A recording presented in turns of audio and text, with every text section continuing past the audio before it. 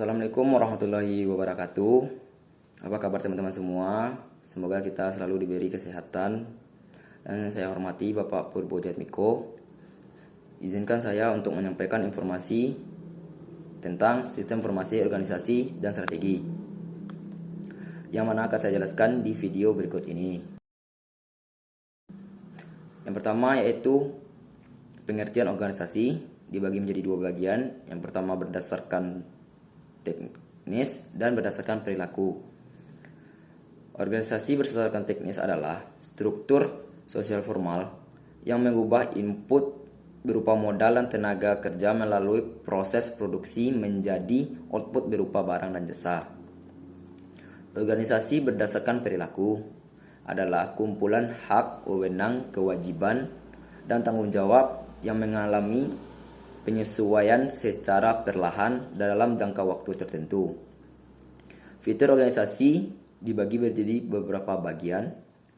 Yang pertama rutinitas dan proses bisnis dan budaya organisasi, politik organisasi, struktur organisasi, fitur lain organisasi, dan lingkungan organisasi. Dampak sistem informasi bagi organisasi dan perusahaan bisnis. Yang pertama, dampak ekonomis. Yang kedua, dampak bagi struktur dan perilaku organisasi yang dibagi menjadi beberapa bagian, yaitu IT meratakan organisasi pasca industri, memahami penolakan organisasi terhadap perubahan. Yang ketiga, internet dan organisasi.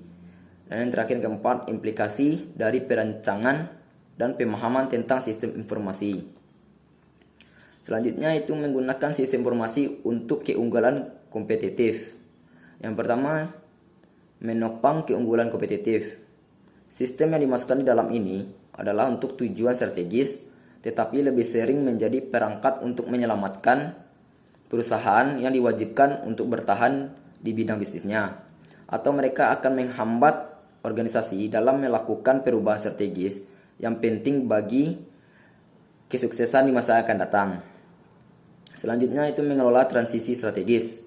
Perubahan sosioteknis mempengaruhi elemen sosial maupun elemen teknik dalam suatu perusahaan yang dapat dianggap sebagai transisi strategis pergerakan antar tingkatan di dalam sistem sosioteknis.